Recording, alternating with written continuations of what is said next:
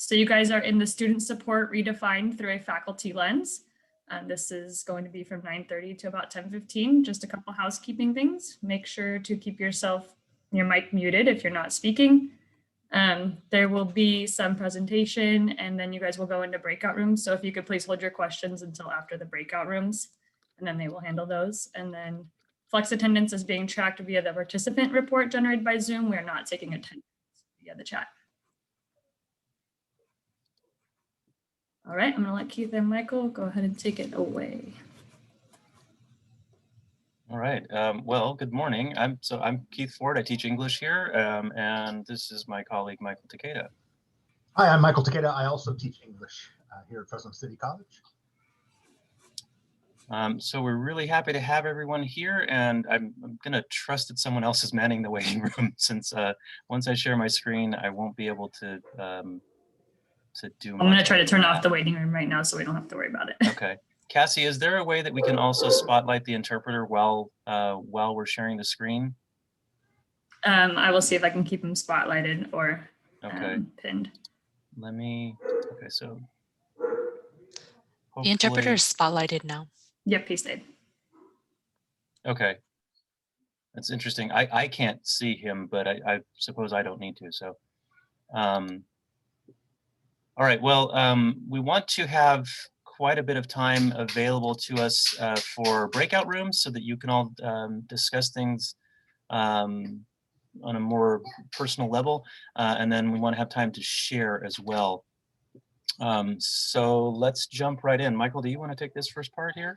Sure. So the idea behind this, so Keith and I are both part of the Student Equity and Success Committee here at Fresno City College. And this presentation was actually born out of a discussion that we had in that committee when we were talking about the research report called Student Support Redefined. I'm not sure how many of you are familiar with that research report. It was produced and presented by, by the RP group, which is the Research and Planning Group for the state of California, or for the state of California's Chancellor's Office. And so a little bit, about that study, the Research and Planning Group did a literature review and took a lot of research, especially from the Community College Research Center at Columbia University. And they developed these what they call the 6 success factors. So these are the factors that community college students have identified as being integral to their success. The RP group then went and did some research with community college students, California community college students, to identify if in fact these success factors were important to those students, and if possible, which of these factors were sort of stood out to be the most impactful for them based on their own answers. And the RP group also, they used a variety of students, including students who had dropped out to get this data. And so it also encapsulates some ideas about about what students identify as factors that would have perhaps helped them to be more successful had they been present in their educational experience. And so as you can see, there are these 6 different factors: directed, focused, nurtured, engaged, connected, and valued. And directed and focused are at the top because those were the 2 factors that students in the study identified as, out of the 6, as being the ones that were most important to them. And so again, the idea is that rather than coming from the faculty perspective and what we think is important to students, this is actually coming from the student perspective to understand what they identify as being important to them. So, being that this was born from, again, the Student Equity and Success Committee, Keith and I have talked a lot about these factors, and the way that they are also integral to equity and the equity work that we're doing here at Fresno City College. So, Keith, I think you're up. All right. Yeah. So the goal then for today is to kind of show you a few of our own strategies for implementing these 6 factors or addressing these 6 factors, and then also to, again, give you time to share in your breakout rooms, and then give us all time to share collectively so that we can support and sort of reinforce student success on the campus. So really quickly, this, and for those of you who are science majors, maybe you'll appreciate this. I like to think about the classroom as an ecosystem, and a very fragile ecosystem, right? And this is the only explicitly pro-faculty thing I'll say, right? And this is why our role as faculty needs to be protected and maintained, right? Because we are the primary custodians and stewards of that ecosystem. And you know as well as I do how easy it is to throw that balance off, right? If we have a student who doesn't feel valued in there, or if we have an administrator or an evaluator or a supervisor or somebody in there who feels like they need to assert their presence, everything gets thrown out of whack, right? So again, that was my only explicitly pro-faculty thing, but I would encourage us all to think about our classroom space and our students within that as needing tending, and there being a balance to be required. This, you can't actually see this, but this is this is a picture of one of the terrariums in a jar, right? And so everything has to be very carefully maintained in order for things to continue to grow and flourish. And then the next thing we want to talk about is equity as praxis. I think that, and this is maybe a personal point as well, I think all of us agree that equity is a good thing, but and that it needs to be addressed. How we do that has been less well defined, right? We all are trying to do something. So let's now look at some actual pedagogical practices, actual classroom practices for how to do that. So valued was one of the categories, and I just want to talk about a few of these that I've used in my own classroom. And of course, people pillage as you will, or not. So in order to make students feel valued academically, this is something that I say repeatedly throughout my classes. I view my students as less experienced peers. And I know that might grate against all of our training as experts, right? As content and discipline experts. But really, if you think about it, right?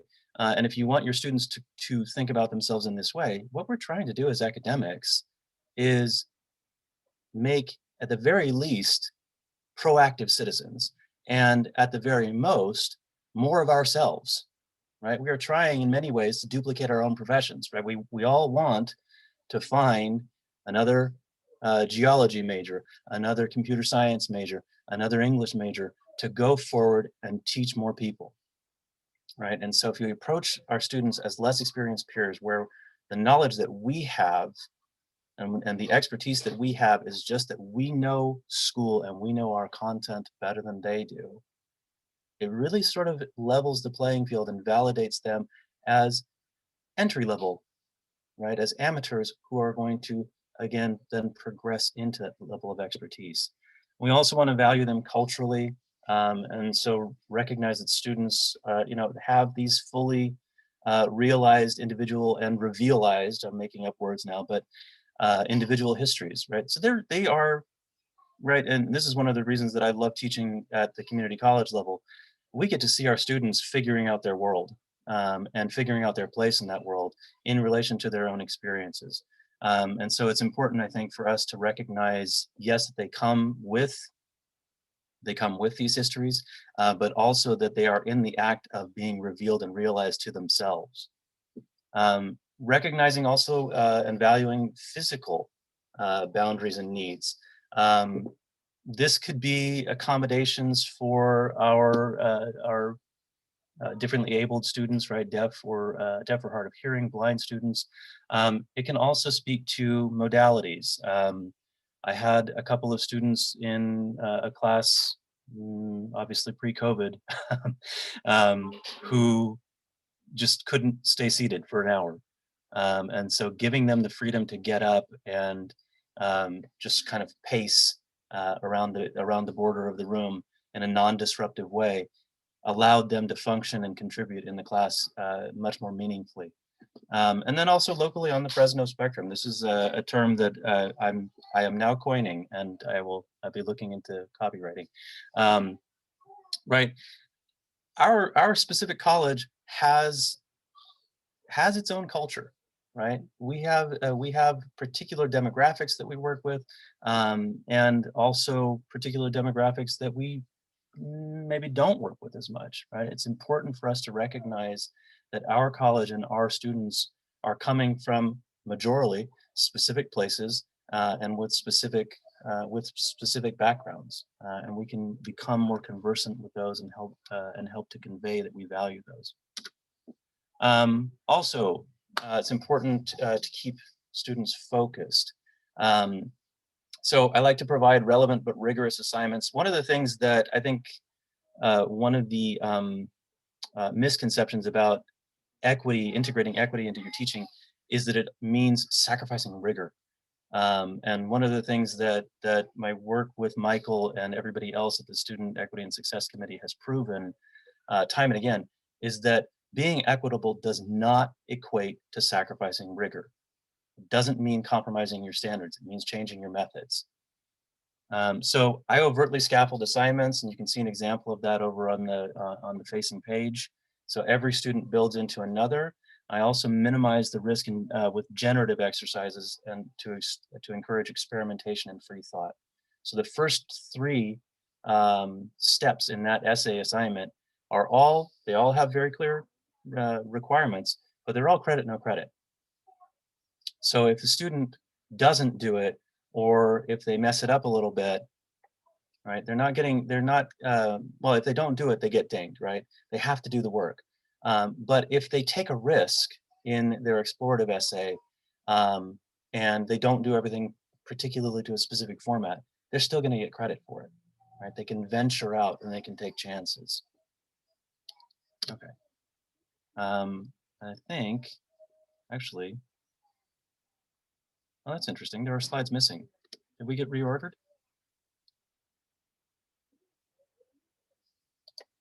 Oh, that's weird. Sorry, Michael, that two of the slides got cut. I don't know why they're X'd out. I don't know either. Can you? I don't know. So, oh, you're still able to project them. That's okay. yeah, but they've got this little cross on them. I thought I missed two. I wanted to start with these guys. So live in the Zoom world, I apologize. Nurtured, I had two slides on Nurtured that was supposed to go after the ecosystem thing, which actually made sense, right? On the level of flow, so I apologize.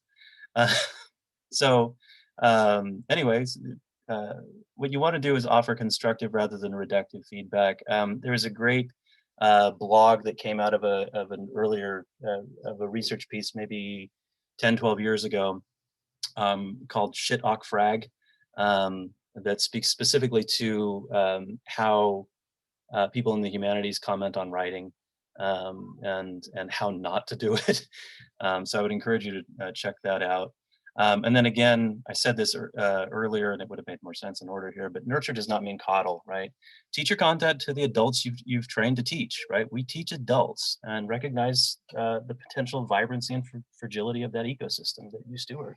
And so my example is the blue penis note here refers to a lesson on obscenity, on public obscenity that I teach in my critical thinking class. And I show, and go ahead and Google this if you want, just Google Stockholm penis. There was a public art display of this, several building stories tall phallus, right, blue phallus. And it's a great discussion piece for what makes art and what qualifies as obscenity. And it's wonderful for critical thinking. I do that in all of my English 3 classes, all of them. we teach adults, we can do these things. And I've never had anybody be offended or, or triggered because you're careful along the way to say, well, this is what we're going to look at. This is what we're going to talk about. So we nurture them and shepherd them through that process. And then the other way that I show nurture is right at the very beginning of my courses. I have, and this also echoes into valued, my syllabus statement, which states that effective workshop classes must be rooted in mutual respect. Every idea has value. Every thought is worth interrogating.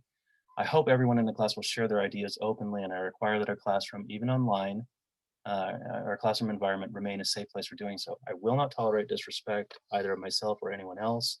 We're peers, fellow writers, fellow scholars. We will disagree. We may even argue, but we will do so civilly at all times.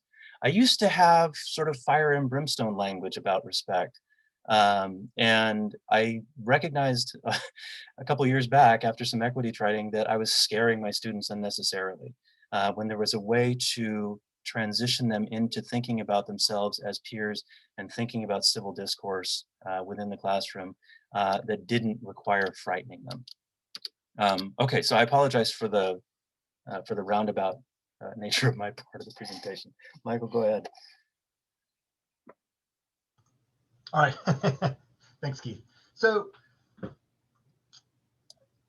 for me, one of the things that I focus on most in my class from beginning all the way through the end is really having the students, having them identify and vocalize and really come to a full understanding of why they're in college. And then, beyond why they're in college, also why they're in my class, right? I think that oftentimes, right, if you were to ask a student, why they're in a particular class or why they're in your class, oftentimes it's, because I have to, or because a counselor put me in this class, or because it's, part of the GE pattern, or it's a prerequisite, or on and on. And I think one of the difficulties that I've experienced in my classes for some students is that they aren't able to see a clear connection or a clear line between the class that I'm teaching and their further studies, the class that I'm teaching and their career, and often the class and their lives. And so one of the things that I think is very important for maintaining that, the direction, the focus and engagement for the students is to always, again, provide opportunities for students to connect what we're doing to their academic and career goals. I think another thing that I like to do a lot is to share a lot about myself and my journey through college. I think that many times our students can see us as being people that they think that school may have been easy for, that had these very direct lines of matriculation through their education, that in fact in many cases loved school or loved being students, when that wasn't always true. And for many of us, right, our path to where we are now was anything but direct. And so I think it's important for us to share those experiences about ourselves with our students, because they're so important. Because as Keith mentioned before, these students are on a journey, and a lot is being revealed to them about themselves. And so I think it's important for us to reveal as much as we can about ourselves and our journeys as models for our students. One of the things that I like to do, and I know many other faculty members do this as well, is have a sort of scavenger hunt that's been a little bit more difficult in this environment, although I'm sort of doing it through links and having students post, where they find this information on the website. But I want the students to be aware of all of the different resources that are available to them on this campus. I think that some of our resources are underutilized, and it's oftentimes surprising to me when I'll talk to a student about a particular resource that's available, say for example the RAM Pantry, and they are resources that I would in my mind think that all students would be aware of, but then realize that many are not. So I think any opportunity to direct students intentionally to the many resources that we have on campus to support them, I think is important. And then finally, always being intentional and transparent about that relationship. So one of the ways that I do that in my class is always in every assignment that I post on Canvas is starting out with just a simple explanation of what the assignment is and what I want them to do, followed by a long explanation of why I want them to do it. Keith mentioned before, I don't remember exactly how he worded it, but basically not giving them busy work. And so what I always want them to understand is exactly why I'm giving them a particular assignment. And connecting it to future goals in the class or future academic or career goals, or it could be in some ways preparing them for their life outside of school, or what they happen to be doing in the workforce at the current moment, and then going through a detailed explanation of how I want them to do it, and then finally how long I expect that assignment to take. Just so that I always want them to be able to sort of plan their week around some of these assignments, so that they're not surprised and they can manage their time. So, okay, next slide. So feedback. So particularly in this in our environment now, feedback is the way that I do most of the teaching now in my class, at least in this online environment. And the very detailed feedback that I give them is really to work with, again, focus, engaging them, and showing them the value of what they're producing. So I've taken now to giving my feedback in a variety of formats, audio feedback, a lot of video feedback, so that we can develop that rapport and connection. But the thing that I've taken to doing again is just giving them as much feedback as possible, and again connecting that feedback to the way they're progressing through our course goals, but again connecting it to their academic and career goals in general, right, outside of the class, so that they can always see the connection between the class and their education, right, and the class and their careers, right? So it's not just this, English 1A class, for example, in a vacuum, but rather part of a longer journey that they're on.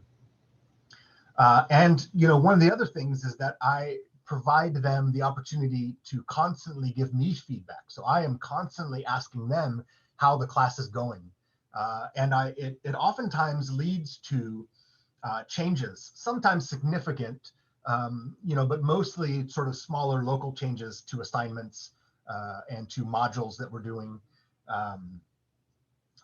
Because again, I mean, I might have an idea about how the class is going and how I want the class to run, but most important to me is that the class is going well for the students. And if I can ever do anything to change the class to better suit my my students that I have in that particular semester, then I feel like it's a really important thing for me to do that.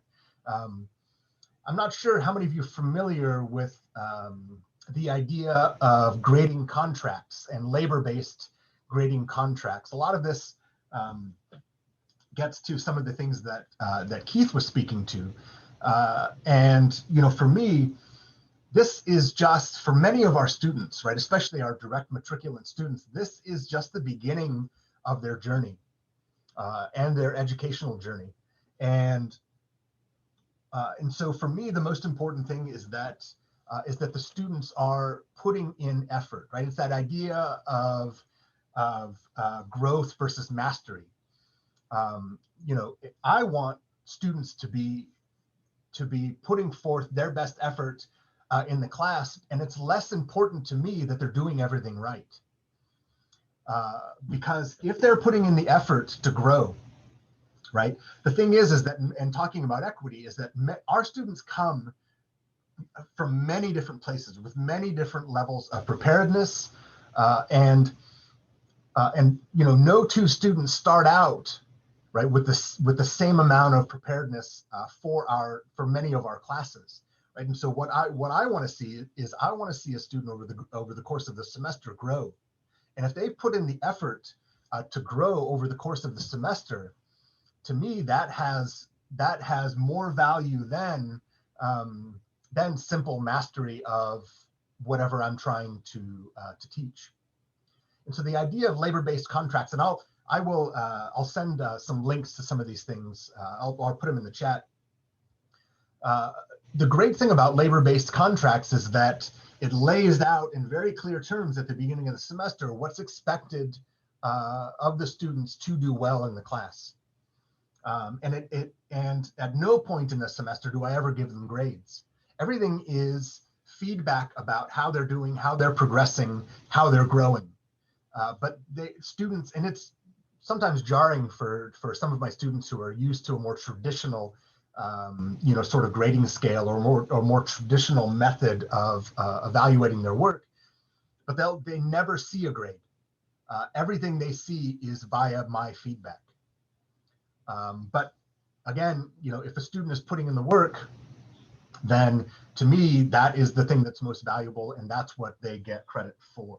And that's what determines what their grade is. So next one.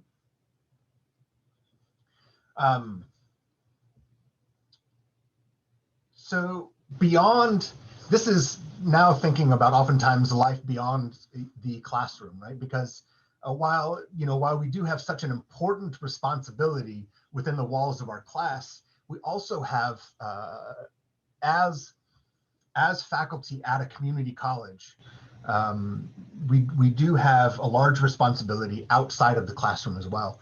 And so, you know, one of the things that the RP Group's study about support showed is that students need that connection, they need the nurturing, which Keith spoke to, and they also need to feel valued.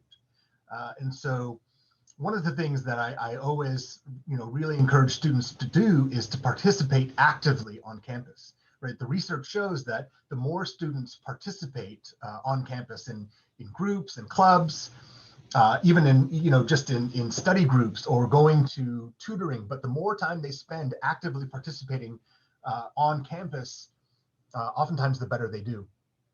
And so, you know, again, one of the things that that I try to do is to model that behavior, and including, right, being a club advisor, volunteering as much as possible as I can to, you know, in various ways on campus, for example, at the Ram Pantry, and then also attending as many campus events as I can, you know, including sports events and you know, music and drama and performance and speaking engagements and anything that I can do to be as active as possible, and to show my students the value in that activity.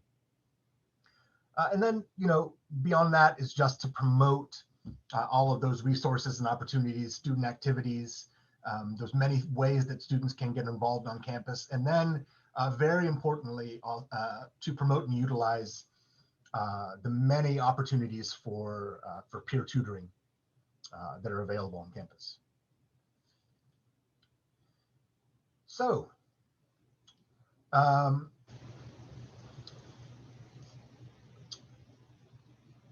I'm sure that many of you are tired of listening to Keith and I speak at this point, and I know these days are really long, and especially you know, looking at looking at PowerPoint slides for long periods of time can be a real drain on your on your soul. So what we're going to do now is we're going to break up into groups. I think approximately sort of, oh, here we go. Approximately, I guess, 10 to 12 people per breakout group. And what we'd like you to do is just to, in your group, talk about the different things that you do in your classes to promote these different factors, to promote direction and focus and nurturing, engagement, connection, and value. Again, I know that there are so many amazing and wonderful things that we are all doing, that everyone in this room is doing in our classes. And so I think the best way for us is to learn from each other. And so the idea is we're going to spend you're going to spend about 15 minutes in these breakout groups. And while you're in there, it'd be great if you could identify a person or maybe a couple people in the group, because then after that 15 minutes is up, and we might extend that a little bit as well, then we're going to come back into the larger group, and we'd like for that person or those people to then share what some of those highlights were that came out of your breakout room. Keith? Yeah, no, I'm just to echo what Michael was saying. I think that everyone here is an excellent and intentional teacher, and so we want to hear from you and learn from each other. So yes, we're really looking forward to the discussion after the breakout rooms.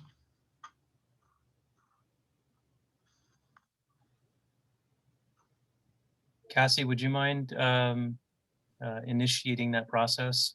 Yes, sorry, I just realized that we all got sent to a room, and so I was trying to remove us.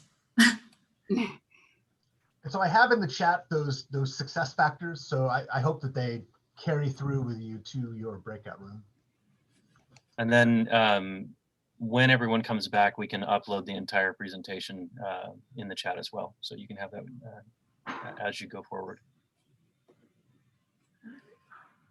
Okay, should be good to go.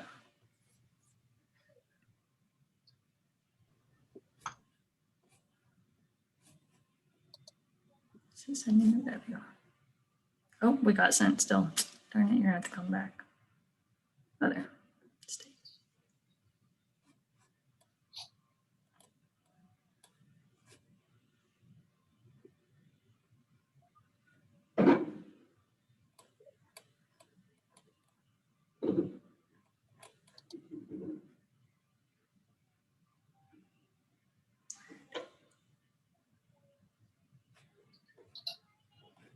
Looks like there's still a few people That have not gone. Maybe some people aren't familiar with the breakout rooms. There's also a chance I did something funky. I don't think so. I was like, it looked like it went correctly, except for we lost Michael. I sent him to a room somehow. I got invited to a room too. I just declined. Okay. I don't know why it wouldn't let me not send you guys. Yeah, I think you have to be the person to initiate the breakout rooms to avoid being sent. No, I thought it would let me keep the co-host at least. Yeah. But he'll be fine. I'm sure he's. He'll be fine. He'll come back if he wants to. Yeah.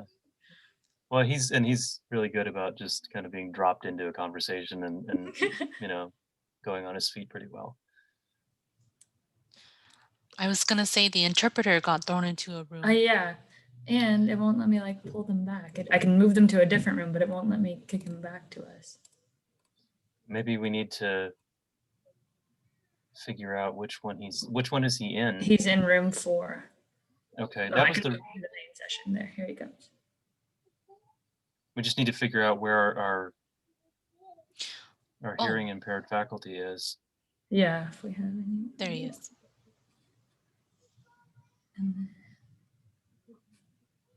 I won't just pull Michael in case he's talking to people. Okay. He could come back when he's ready.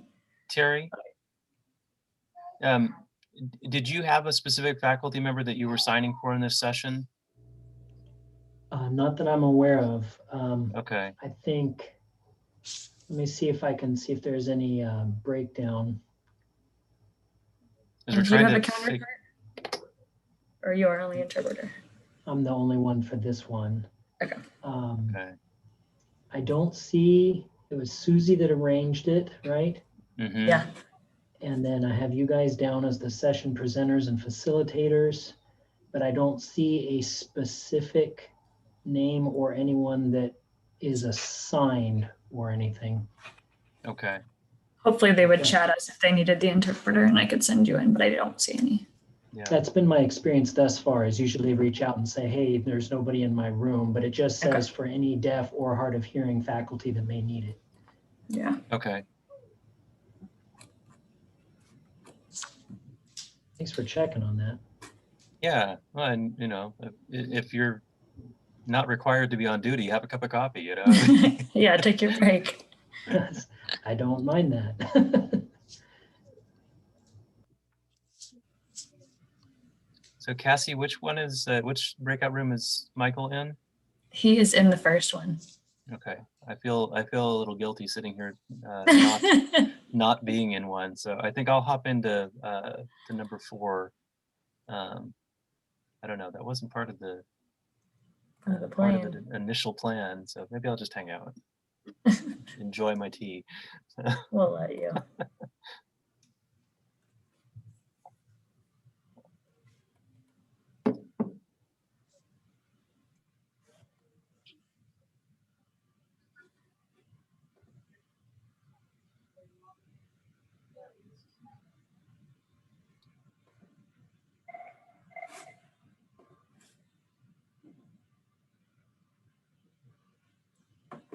Becky, do you know if I can pause the recording while we're there in breakout room?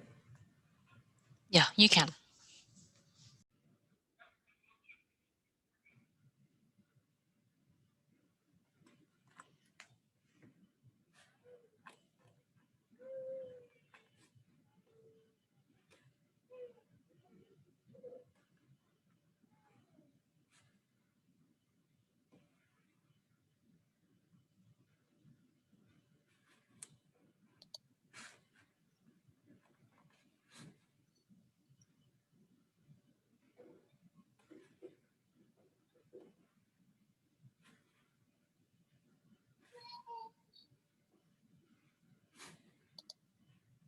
All right. Do we have everybody back? Looks like it. Maybe. It's hard to tell. More people came in, I think, while we were in the breakout rooms.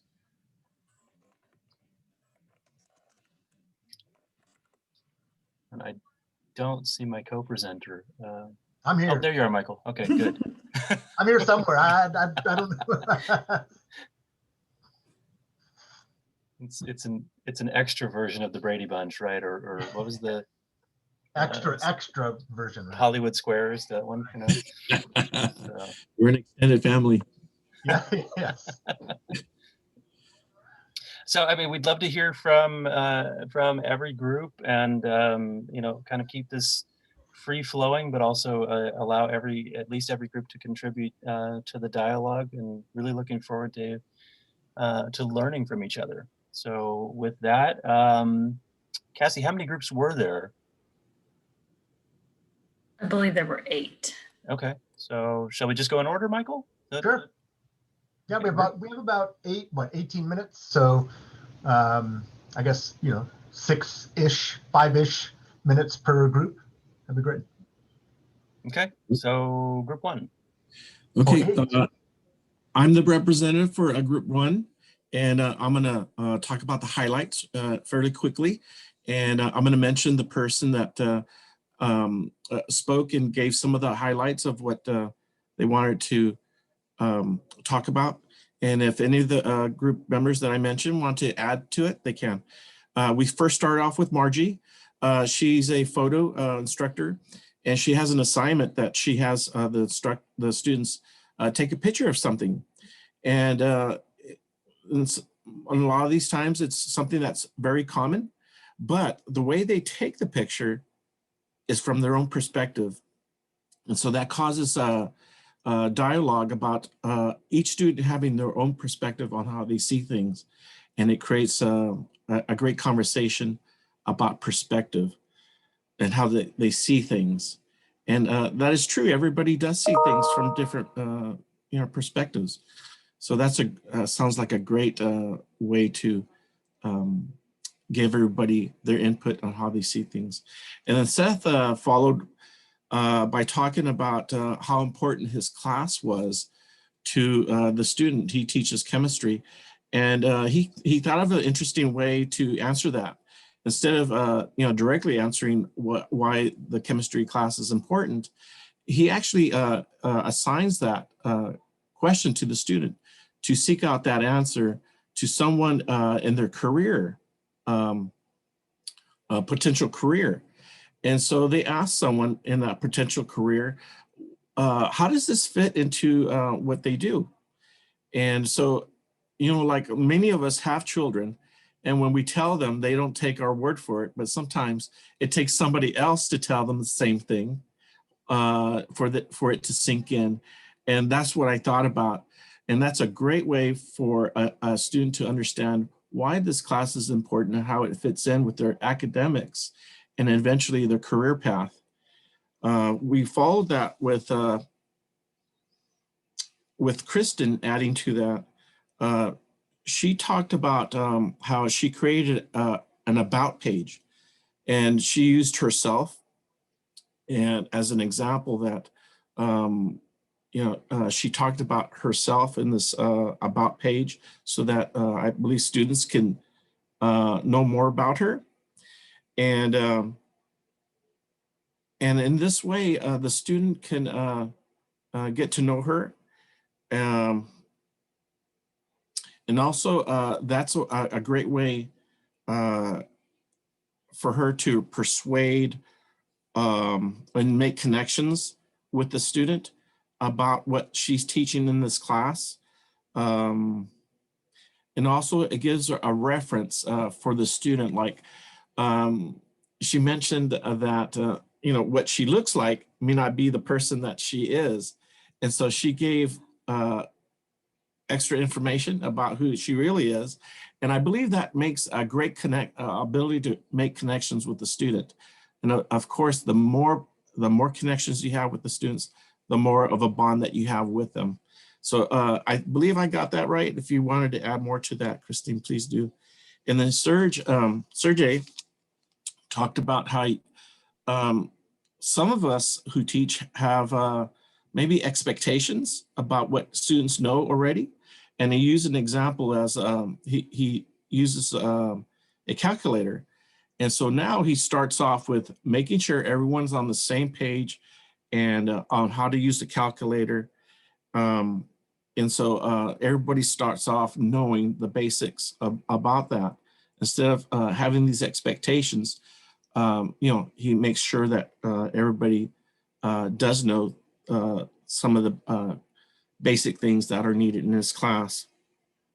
And Cynthia also added to that by saying, and that comes into the students knowing the definitions of the words that are being used or that are going to be used in the class. And she goes over the definitions of some of these words that are going to be used so that everyone's on the same page, knowing and having the basic foundations of the language that's used in her class. If anybody else would like to add to that, that's basically what we talked about. We had a great session. No, that's perfect. Thanks, Jesse. Thanks so much for sharing. Group two.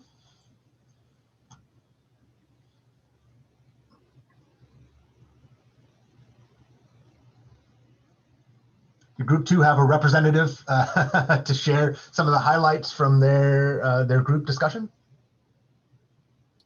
I don't think that we know which group we were in. Does Well, Mike know if we were group two?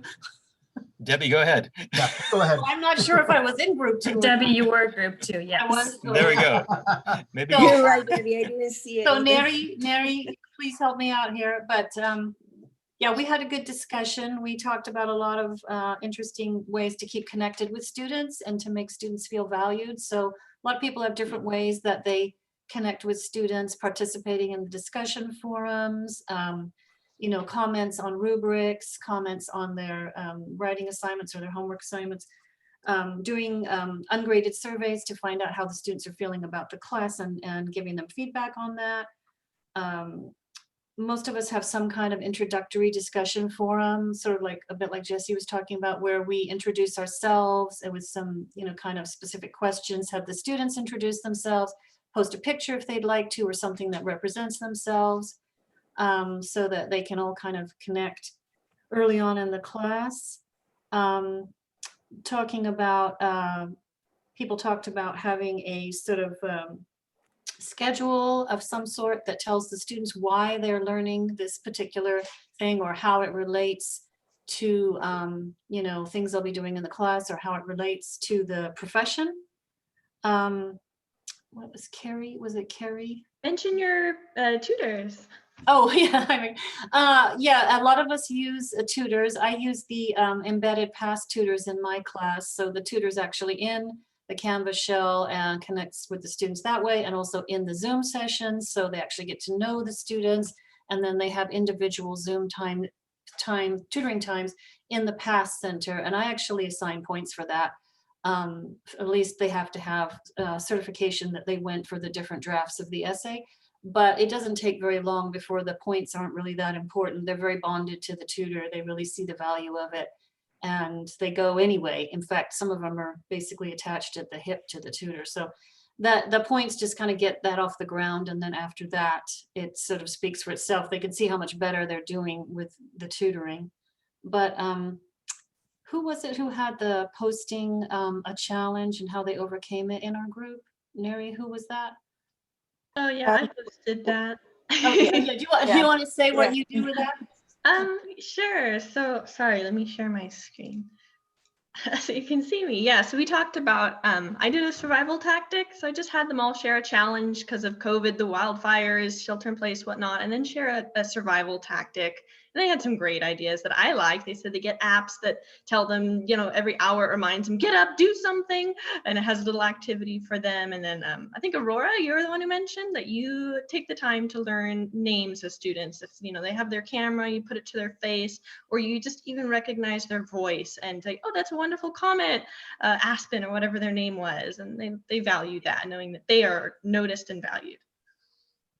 Yeah, it was Aurora also who said that she stays connected with the students once in a while, or no once, I mean, throughout the semester, she gets connected and sends messages or asks questions related to something that they say in probably an essay or in person.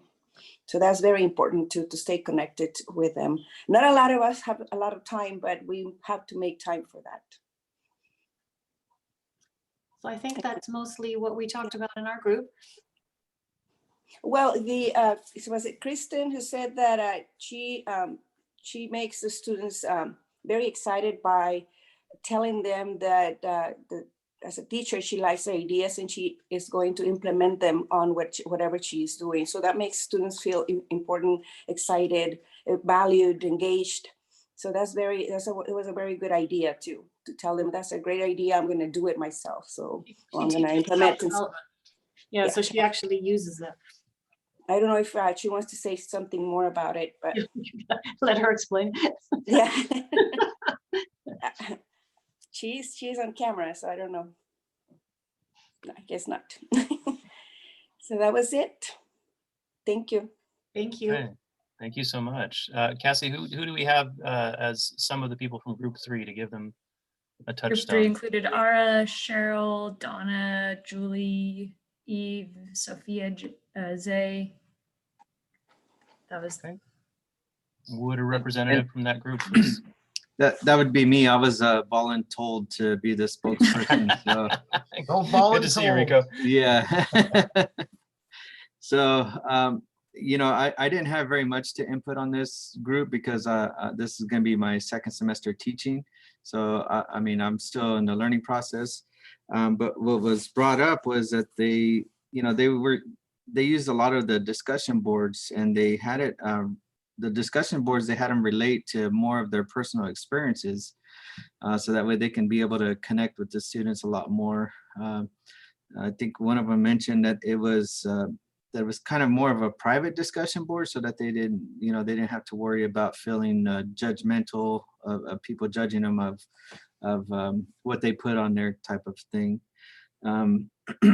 Another person, I believe it was Julie, said that she uses a Flipgrid to be able to have students create their own video or record their own video doing their projects. And she also mentioned that that's what she used to create the choir video that was posted up yesterday during our convocation. So she went into detail of how all that process was. It looked like, it sounded like it was a lot more time involved than what I would be interested in putting into being able to edit a video like that. Another mention was using Google Jamboard. I guess you can put some kind of a post-it notes or something on that board. I didn't catch that topic very well. And just making sure that we connect with the students. For me, this last semester, being new, I tried to relate to all the students how they felt when they came into class, because a lot of times, I wouldn't say all instructors, but when I was coming through Fresno City College, a lot of the instructors, they already had their routine, and we weren't going to change their routine from, for nothing. What they had already scheduled, that's what it was going to be, and they weren't going to waver from it. And so, when I came in here, I made it to be personal and say, hey, look, we're going to do this. This is a unique class. We're not, this class is not going to be like any of the other classes you had or that I've taught, like if it was before. So that way they knew that, hey, they were going to have my attention. Some other instructors, they teach like 5 classes of the same thing. So, it's just a mind-numbing teaching aspects. But when you make that class personal, you make that class, unique, then, that makes the student engage a lot more. So I don't know if any of the other class or my group members have anything else to say.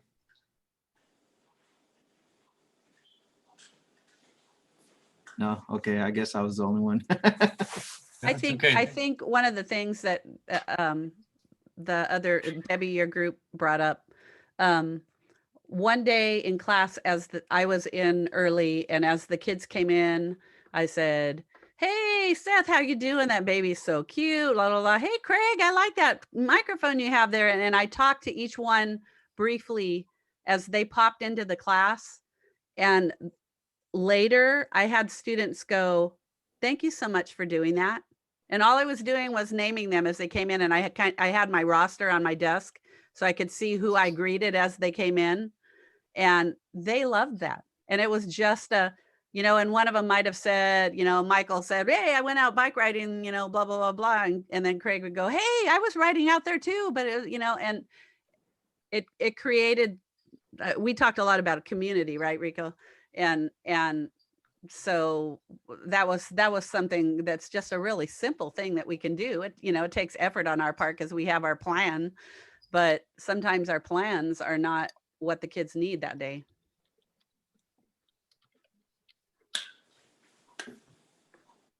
I really like that point of clarification, and it speaks to the fact that a lot of these things don't take too much time or effort, right? It's just these little extra moments that add to the experience and draw the students in to the learning environment in a meaningful way.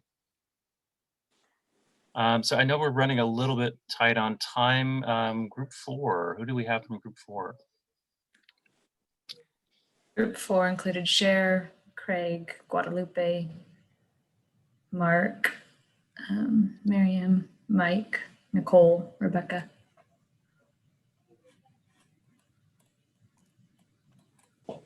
Would anyone like to share from Group 4? We didn't choose anybody to represent our group, but I nominate Craig. Actually, we tried to assign Guadalupe to be the spokesperson, but she is, I don't think she's with us anymore. I would speak right now, but ladies and gentlemen, people of Earth, this is a filibuster. We only have 5 minutes. I need 5 days. Are you sure you want me to talk? Julie, you know me. You can do it, Craig. You can. Yeah, but I did most of the talking. So tell me about yoga, and then I'll tell you the rest of the Craig story until they cut me off. Well, I want you to share your non-cocktail cocktail party. This is being recorded.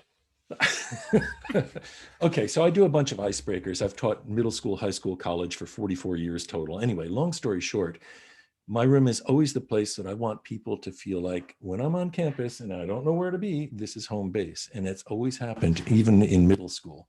I have a green room video studio on campus. I have the luxury of teaching the fun stuff. So I teach video, web design, Photoshop, Illustrator, InDesign, all the cool graphic stuff. And we have this studio, which is also where we have our advisory meetings, but that's also where the student club, the New Media Club, and I'm their advisor. That's where we meet. We have pizza parties. There's a TV in there. We'll show videos, and anyway, there's that aspect. But the non-cocktail cocktail party, you've had face-to-face classes. Yes, everybody just wave if you've had a face-to-face class. Okay, 3 or 4 people are listening. All right, good. So moving right along, you know that's what happens. You come in there, hi, let's talk, and nobody talks. So I come up with a question, like in a web design class. Tell me how much experience you have with the internet.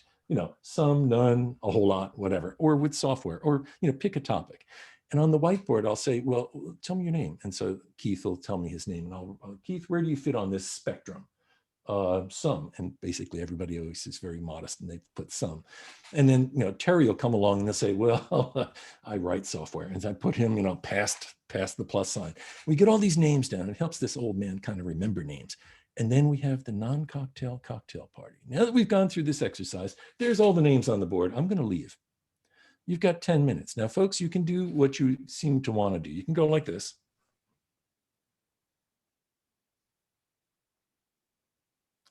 And I do that for 30 seconds. I start biting my teeth, fingers, I clean my ears, scratch my head, okay.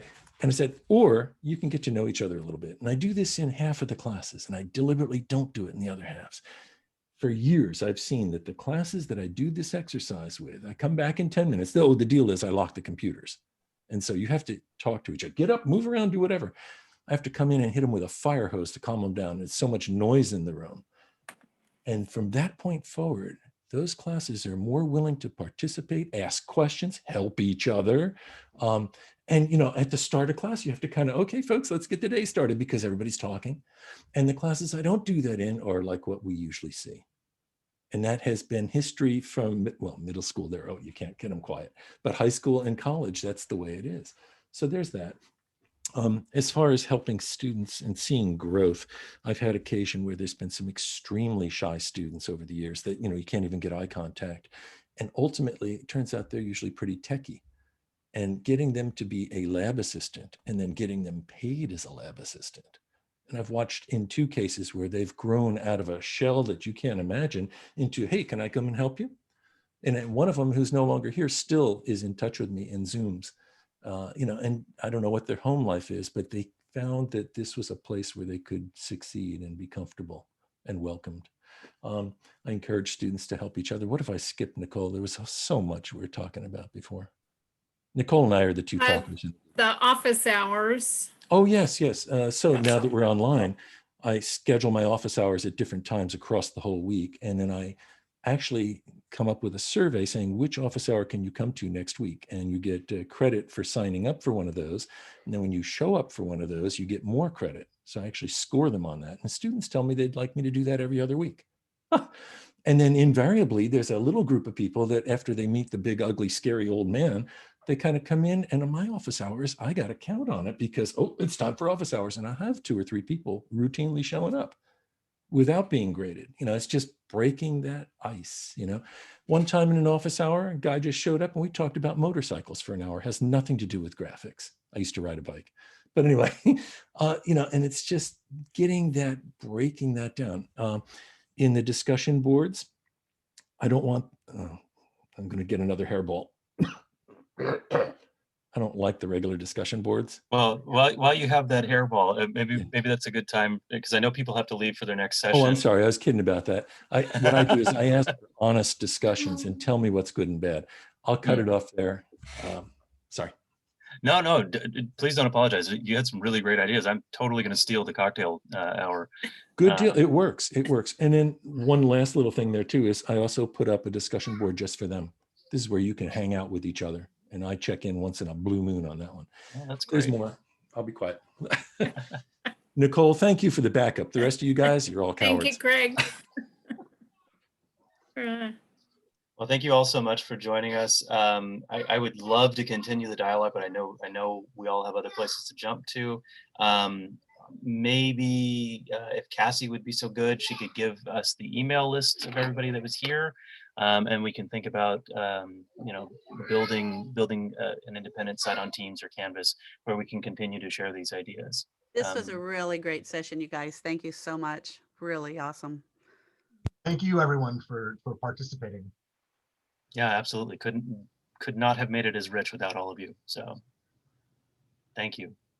Have a great start to the semester. Thank you, everyone. Have a great rest of the day.